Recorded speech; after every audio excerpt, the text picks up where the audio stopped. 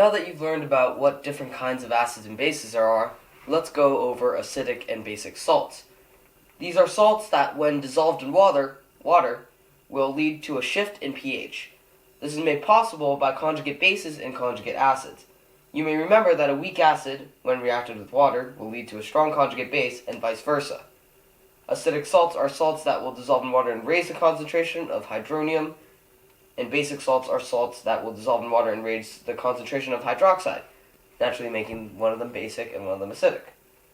We know that a neutralization reaction yields water and salt, and that is what forms these acidic and basic salts.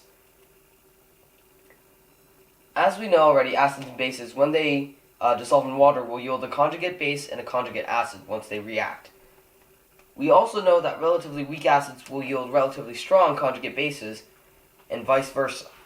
Acidic and basic salts are formed by two kinds of reaction: a strong acid with a weak base, or a strong base with a weak acid.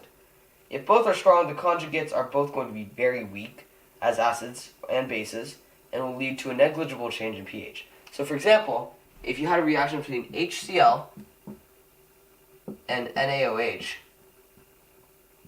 this turns into table salt, NaCl, and water. And considering that we eat NaCl on a daily basis, it's probably a good thing that it's not an acidic or basic salt, thus not altering your inner pH, which would probably kill you. But a reaction between a weak acid and a strong base will not lead to something like this. So for example, if you reacted sodium hydroxide, NaOH, and acetic acid, one of your classic weak acids, this yields sodium acetate and water. However, this salt will actually cause a change in pH.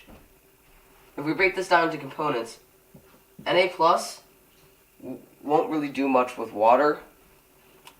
So in this case, because it's already satisfied in terms of energy level and in number of electrons, thus its Kb is so small, its Ka rather, its Ka is so small that it won't do anything.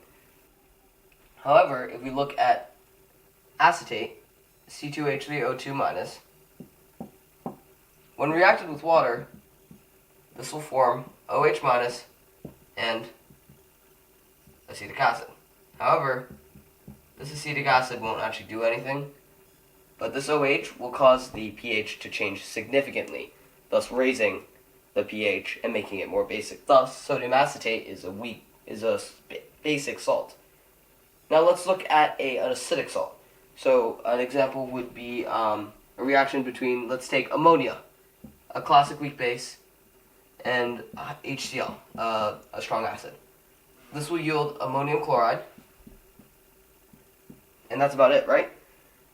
But ammonium chloride, what this will do, NH4+ has a fairly large Ka, and for this reason, when reacted with water,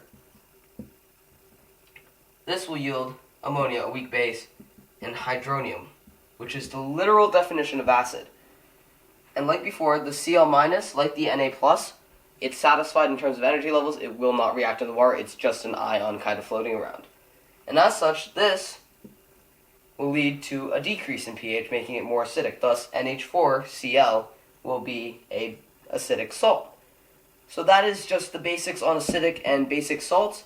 If you want to know more, feel free to do your own reading online or in your textbook.